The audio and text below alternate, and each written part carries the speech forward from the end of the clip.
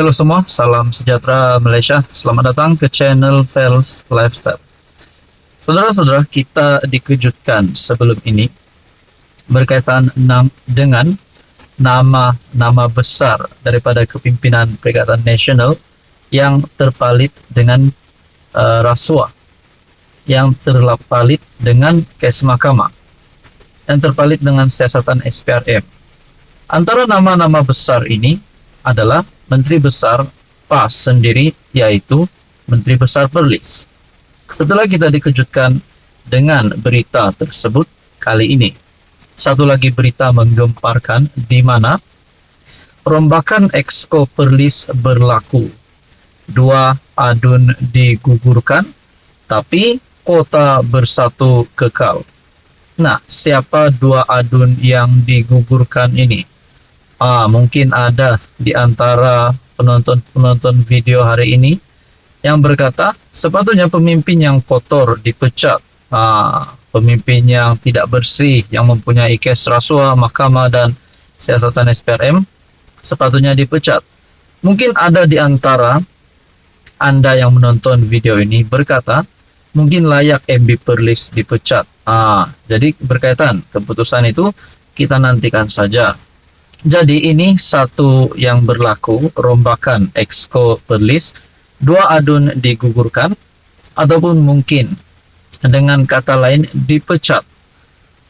2 anggota Dewan Undangan Negeri Bersatu digugurkan daripada jawatan Exco Kerajaan Perlis, yaitu Zikri Aftar Ishak Tambun Tulang dan Megat Hashirat Hasan Pau.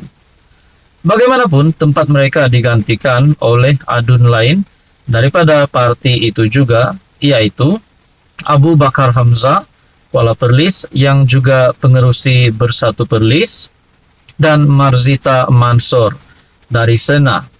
Adakah 2 adun Bersatu yang digugurkan, tapi tempat mereka juga digantikan oleh daripada parti Bersatu juga mempunyai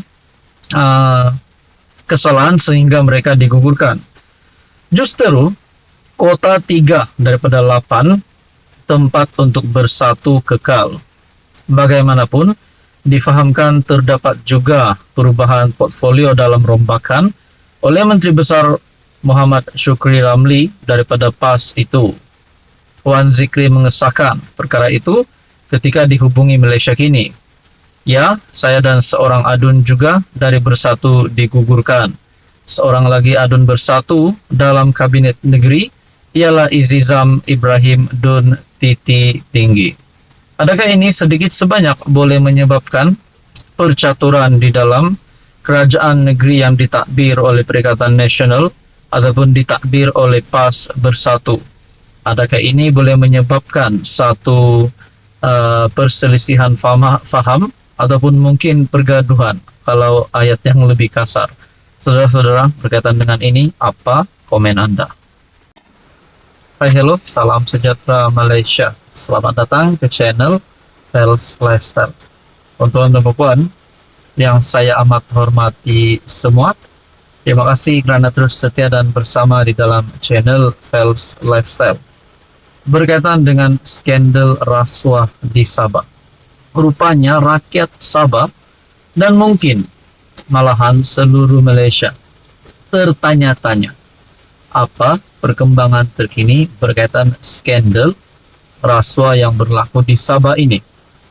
Antara persoalan yang paling utama adalah siapakah sebenarnya dalang utama di dalam skandal rasuah ini.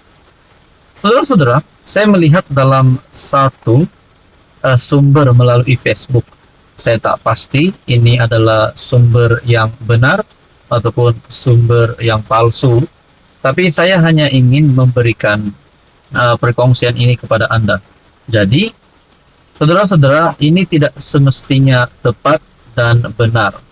Tapi di dalam gambar yang saya lihat ataupun sumber yang saya lihat ini, adun Sabah yang didakwa terlibat skandal rasuah dan salah guna kuasa. 2 nama teratas adalah Ketua Menteri Sabah sendiri, Haji Jinor, dan yang kedua, Menteri Keuangan Sabah, Masidi Manjud. Diikuti dengan beberapa nama di bawah. Tapi saya akan sampaikan ataupun saya akan dedahkan nama-nama ini selepas saya ingin mengulas berkaitan dengan status Ketua Menteri Sabah dan juga Menteri Keuangan.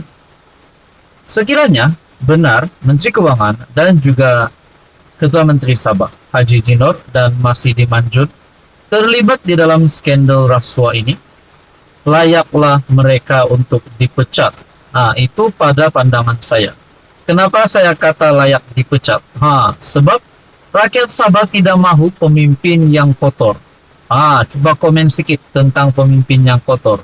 Rakyat Sabah ataupun mana-mana penonton video ini, adakah Anda suka dengan pemimpin yang kotor?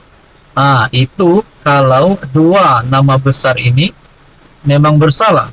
Dan diikuti dengan beberapa nama, Yusuf Yaakob Adun Sindumin, Rubin Balang Adun Kemabong, Arsyad Bistari Adun Tempasuk, Syahilmi Yahya, Timbalan Ketua Menteri 3, Gulam Han Adun Kawang, Jasni Daya Adun Pidalit, Andi Suryadi Adun Tanjung Batu, Samad Jamri Adun Labuk, dan Sofian Nair SUTMOF. Nah, saudara-saudara, beberapa nama ini yang saya lihat yang kini viral di media sosial, antara pertanyaan dan persoalan ramai orang, adakah semua nama-nama ini bersalah? Kalau benar bersalah, bukankah mungkin spekulasi tentang pembubaran DUN Sabah ini akan semakin menjadi kenyataan ataupun benar DUN Sabah akan bubar tidak lama lagi? Mungkin pada tahun ini, mungkin pada tahun hadapan bulan Januari, bulan Februari, ataupun mungkin bulan Maret. Kita tak tahu. Tapi berkaitan dengan ini, rakyat Sabah sudah pasti menolak.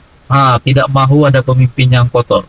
Jadi, antara persoalannya, kalau saja nama-nama besar ini terlibat dengan skandal rasuah di Sabah, adakah SPRM akan bertindak dengan lebih agresif? Mungkin menyerbu, mungkin ayalah mana-mana pihak berkuasa untuk mengenakan tindakan undang-undang terhadap mana-mana perasuah. Jadi saudara-saudara, berkaitan dengan status Haji Ji sebagai Ketua Menteri pula, adakah dalam bahaya? Karena beberapa komen yang saya lihat di dalam video saya sebelum ini berkata ramai calon Ketua Menteri yang layak. Syafiq Abdal, ada yang mencalonkan YB Munira, ada yang mencalonkan Jeffrey Kitingan, ada yang mencalonkan Bung Mokhtar, ada juga yang memberi nama, mungkin beberapa nama yang besar juga. Jadi saudara-saudara yang saya hormati, sekiranya Haji Jinor sebagai Ketua Menteri Sabah terlibat dengan skandal ini, adakah beliau akan digulingkan dan DUN Sabah akan bubar untuk memberikan laluan kepada pilihan raya negeri Sabah? Tonton teruskan bersama di dalam channel ini.